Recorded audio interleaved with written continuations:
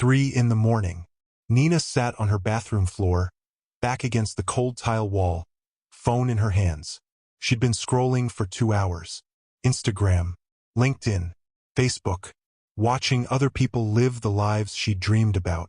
Traveling, building businesses, creating things that mattered. Free, happy, alive. And there she was, 29 years old, still in the same apartment, same job, same routine she'd been stuck in for 6 years. Nothing had changed. Nothing was going to change. She'd accepted it. This was her life now. But that night, sitting on that bathroom floor at 3 in the morning, something broke inside her. Not dramatically, not like in the movies, just a quiet, devastating realization. If I don't do something different, I'm going to wake up at 40 and realize I spent my entire life waiting for permission to live it. She stared at her phone, at the draft email she'd written and deleted 17 times over the past 3 months. A resignation letter. One click away from changing everything. One decision away from a completely different life. But she was terrified. Terrified of making the wrong choice. Of failing. Of proving everyone right who said she should stay safe, stay stable, stay in her lane. For 3 months, fear had won. But that night, at 3 in the morning, something shifted. Nina pressed send. And in that single moment, everything in her life changed forever. Not because the decision was perfect. Not because she had it all figured out. Because she finally chose herself over her fear. What happened next wasn't a fairy tale. It was messy, painful, terrifying. She almost gave up 100 times. But 3 years later, Nina was living a life she barely recognized. Running a 6-figure business. Traveling to places she'd only dreamed about. Waking up every morning excited instead of drained. All because of one decision. The decision that most people never make because they're too scared to fail. This is that story. And if you're sitting on your own bathroom floor right now, metaphorically or literally, wondering if you should finally make that leap, this might be exactly what you need to hear. Nina's life looked fine from the outside. Good job. Marketing coordinator at a mid-sized consulting firm. $52,000 a year. Benefits. Stability. Her parents were proud. Her friends thought she had it together. But every morning, her alarm went off at 6:30 and she felt a wave of dread. Not because the job was terrible. It wasn't. Her boss was fine. Her coworkers were nice. The work was tolerable. That was the problem. Tolerable. She was living a tolerable life. And tolerating something is not the same as loving it. Nina had always wanted to be a writer. Not for some vague, romantic reason. Because it was the only thing that had ever made her feel truly alive. In college, she'd written constantly. Short stories. Essays. Started a blog that actually got a small following. Her creative writing professor told her she had real talent. Encouraged her to pursue it professionally. But when graduation came, reality hit. Writing didn't pay the bills. At least not right away. And Nina had student loans. Rent. Responsibilities. So she took the safe path. The practical path. Got a marketing job. Told herself she'd write on the side. But 6 years later, she'd written maybe 15 blog posts. All unfinished. All abandoned when work got busy or she got tired or life got in the way. Her dream had become a hobby. And then not even that. Just a quiet ache. A reminder of the person she'd meant to become but never did. She'd tell herself she'd get back to it. Someday. When things settled down. When she had more time. But things never settled down. Time never appeared. And slowly, imperceptibly, she stopped believing it would ever happen. Until 3 months before that bathroom floor moment. Nina was at a coffee shop on a Sunday morning. Working on a presentation for Monday. Again. A woman at the next table was talking on the phone. Nina wasn't trying to eavesdrop. But the voice carried. I know it's scary. But I quit my job 2 years ago to write full-time and it was the best decision I ever made. I'm not rich, but I'm happy. Actually happy. And that's worth more than any salary. Nina looked over. The woman was around her age. Normal looking. Not some trust fund kid or lottery winner. Just someone who'd made a different choice. And for the first time in years, Nina felt something other than resignation. She felt possibility. What if she could do that? What if she could actually quit and write full-time? The thought terrified her. But it also wouldn't leave. She started doing research. How much money did she need to survive? How long could she live off savings? What would she write about? And over the next 3 months, she drafted that resignation email 17 times. But every time she got close to sending it, fear took over. What if she failed? What if she ran out of money? What if everyone was right and this was just a naive fantasy? So she deleted it and went back to her tolerable life. Until that night on the bathroom floor when tolerable finally became unbearable. Nina woke up the next morning with her phone still in her hand and her heart pounding. For a second, she thought maybe she'd dreamed it. Then she checked her sent folder. The email was there. Time-stamped 3:14 a.m. She'd actually done it. She'd resigned. Her boss would see it in a few hours. There was no taking it back. Nina felt like she was going to throw up. What had she done? She called her best friend, Jasmine. I quit my job. Silence on the other end. You what? I sent my resignation at 3 this morning. I'm giving 2 weeks' notice. I'm going to try writing full-time. Another silence.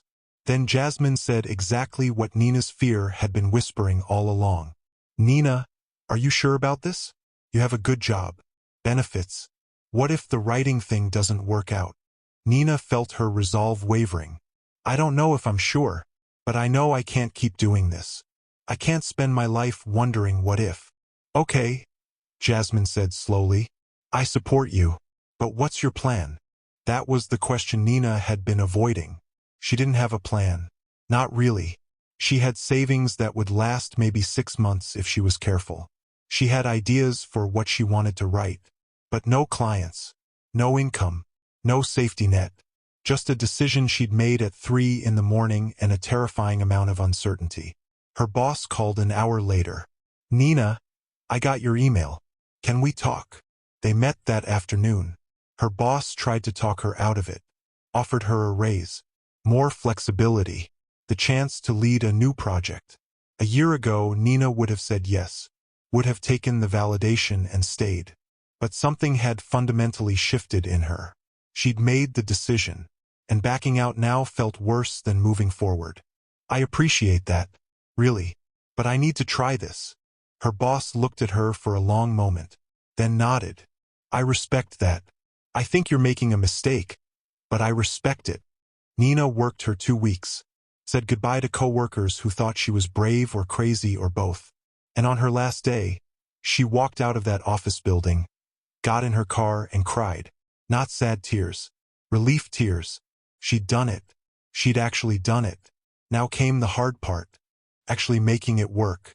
The first 3 months of being a full-time writer were nothing like Nina imagined. She thought she'd wake up feeling free, energized, ready to create. Instead, she woke up feeling terrified. She had no structure, no routine, no external pressure. And without a job forcing her to show up, she discovered something uncomfortable about herself. She was really good at procrastination. The first week, she spent more time reorganizing her apartment than writing. The second week, she researched platforms and strategies and best practices until her brain hurt. The third week, she actually started writing. A blog post about finding your passion. Took her 9 hours to write 800 words. She edited it 17 times. Posted it on Medium. It got 34 views. 3 claps. 0 comments. Nina felt crushed. This was supposed to be her breakthrough. Her new life. And nobody cared. She kept writing. Post after post. Some got a few hundred views. Most got less than 50. By month 2, her savings had dropped by $8,000 and she'd made exactly $93 from her writing. $93. She'd given up a stable job making $52,000 a year for this. Her parents called, asked how it was going. She lied and said great. Jasmine asked if she was sure she didn't want to start looking for jobs again. Just in case. Nina wanted to say no. Wanted to sound confident. But the truth was, she was starting to think she'd made a massive mistake. Then something shifted. Month 3, Nina wrote an article about the decision to quit her job. The fear, the uncertainty, the reality of chasing a dream. She poured everything into it. All her doubts, all her struggles, all her raw, messy truth. Posted it expecting nothing. The article went viral. 2,000 views in the first day. Then 10,000. Then 50,000. Comments poured in from people saying they felt exactly the same way. That they were also terrified. Also struggling. Also wondering if they'd made the right choice. And for the first time, Nina realized something crucial. People didn't want the polished version. The success story with all the hard parts edited out. They wanted the truth. The messy, uncomfortable, unglamorous truth about what it actually takes to change your life. And she could give them that, because she was living it. That viral article changed everything. Not overnight, but it started a chain reaction. An online publication saw it and asked Nina if she wanted to write for them. Paid work. $500 per article. She said yes immediately. Then another publication reached out. Then another. Within 2 months, Nina had 5 regular freelance clients. She was making $2,800 a month. Not great, but enough to survive. More importantly, she was writing every day. Real writing. Work that people actually read and cared about. But the biggest shift wasn't financial. It was internal. Nina had spent her entire adult life waiting for external validation to prove she was good enough. Waiting for a promotion to prove she was valuable. Waiting for likes and comments to prove her writing mattered. But now, sitting at her laptop every morning, doing work she actually loved, even on days when the numbers were small and the money was tight, she felt something she'd never felt in her corporate job. Purpose. She wasn't just tolerating her days anymore. She was building something. Something that mattered to her. Something that felt real. And that feeling was worth more than the security she'd given up. Month 6, Nina pitched a longer piece to a major online magazine. An essay about the gap between the life you're living and the life you want to live. They published it. It got shared 80,000 times. Her email inbox exploded. People thanking her, sharing their stories, asking for advice. And 3 companies reached out asking if she did content strategy consulting. Nina had never done consulting, didn't even know exactly what it entailed. But she said yes anyway, figured it out as she went, charged what felt like an absurd amount, delivered more value than they expected. By month 9, she was making $6,800 a month, more than her old salary. By month 12, she was at $9,200. And by month 18, she'd built a 6-figure business doing the thing everyone told her wasn't practical. Writing. But it wasn't just the money that changed. It was her entire life. 2 years after sending that 3 a.m. resignation email, Nina was sitting in a cafe in Lisbon. She'd spent the last month in Portugal, working remotely, writing, exploring, living the life she used to scroll past on Instagram at 3 in the morning. But here's what surprised her most. It wasn't perfect, and she didn't need it to be. Some days were hard. Some clients were difficult. Some months money was tight. But even on the hard days, she wasn't waking up with that sense of dread. She was waking up knowing she'd chosen this. That she was building something that mattered to her. And that made all the difference. She thought about her old life sometimes. The safety, the predictability, the tolerable comfort. And she felt grateful she'd left. Not because that life was bad, but because it wasn't hers. She'd been living someone else's version of success, following a path that looked right on paper but felt wrong in her soul. And the decision to leave, that 3 a.m. decision she almost didn't make, was the moment she started living for herself. Nina opened her laptop and started writing her weekly newsletter.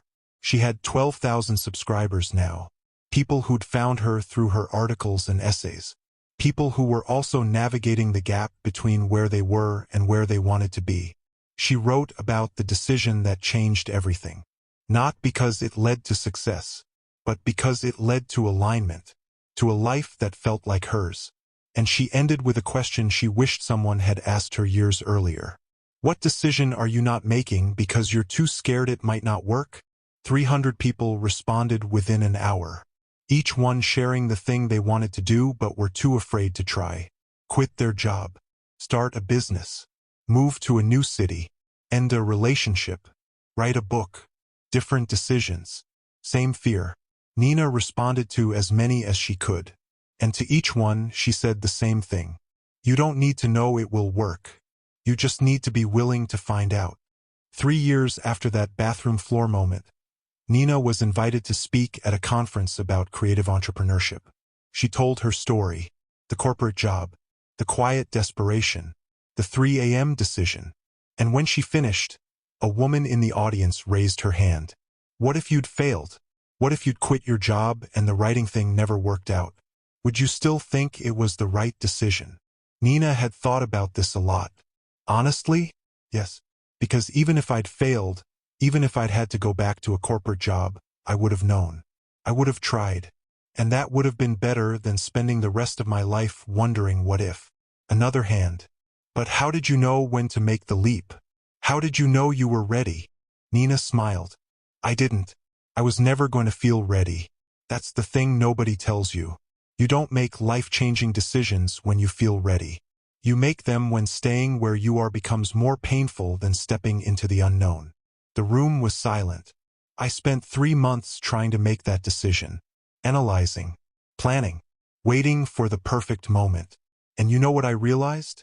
There is no perfect moment. There's just the moment you decide to stop waiting. Someone else spoke up. What would you say to someone who's sitting on their bathroom floor right now, trying to make their own 3 a.m. decision? Nina took a breath. I'd say this. The decision you're afraid to make is probably the one you need to make. And you already know what it is. You've known for months, maybe years. You're just waiting for permission, for a sign, for certainty. But certainty doesn't come before the decision. It comes after, when you've lived it, when you've proven to yourself that you can handle the uncertainty. So stop waiting, stop analyzing, stop looking for the perfect plan. Just decide, and then figure it out as you go. The applause was loud, but what stuck with Nina was what happened after. 17 people came up to her, each one sharing the decision they'd been avoiding. And 3 of them told her, with tears in their eyes, that they were going to make it. Tonight, right now, no more waiting. Nina drove back to her hotel feeling something powerful. Her decision hadn't just changed her life. It was giving other people permission to change theirs. Here's what Nina learned about that one decision. It wasn't special. It wasn't unique. Everyone has a decision like that. A moment where they can choose safety or possibility, comfort or growth, the life they have or the life they want. Most people choose safety, not because they're weak, not because they don't want more, because they're waiting to feel ready, waiting for the right time, waiting for permission. But the right time never comes, and permission never arrives. You just have to decide. That's the secret. The thing nobody tells you. Life-changing decisions aren't made with certainty. They're made with courage, with the willingness to step into the unknown and trust that you'll figure it out. Nina still remembers that bathroom floor, the fear, the doubt, the almost unbearable uncertainty, and she remembers the moment she pressed send. Not because she knew it would work, but because she couldn't live with herself if she didn't try. That's the decision that changed everything. Not the outcome, the decision itself. The moment she chose possibility over certainty, growth over comfort, herself over her fear, and everything that came after, the business, the freedom, the life she loves, started in that moment. Not when things got easier, when she got braver. So let me ask you what that woman asked Nina. What decision are you not making because you're too scared it might not work? What have you been thinking about for months, maybe years, but haven't acted on because you're waiting for the perfect moment? What 3 a.m. email are you not sending? Here's the truth. You already know what you need to do. You've known for a while. You're just scared. Scared of failing. Scared of what people will think. Scared of proving the doubters right. But let me tell you something Nina wishes someone had told her earlier. The regret of trying and failing is nothing compared to the regret of never trying at all. You can recover from failure. You can learn from mistakes. You can pivot and adjust and try again. But you can't recover the time you spent waiting. The years you spent in a life that felt tolerable instead of meaningful. The dreams you put on hold waiting for permission that never came. So stop waiting. Stop analyzing. Stop planning. Stop looking for certainty. Just decide. Make that decision you've been avoiding. Send that email. Have that conversation. Take that leap. Not because you know it'll work, but because you owe it to yourself to find out. Nina's life changed because of one decision made at 3 in the morning when she was tired of waiting. Your life can change too. Not someday. Not when you're ready. Today. Right now. With one decision. The decision to finally choose yourself over your fear. To choose possibility over safety. To choose the life you want over the life you've settled for. That's how everything changes. Not gradually. Not eventually. In a moment. The moment you decide. So what's it going to be? Are you going to keep waiting? Or are you finally going to press send? The decision is yours. But I promise you this, 3 years from now you won't regret taking the leap. You'll only regret waiting so long to jump. Now go make that decision. The one that changes everything. Starting right now. If this is the sign you've been waiting for, hit that like button. Subscribe because I'm sharing real stories about real decisions that changed real lives. And share this with someone who's sitting on their bathroom floor right now trying to decide. Because someone you know needs permission to finally make that leap. And this might be it. See you in the next one. Stay brave.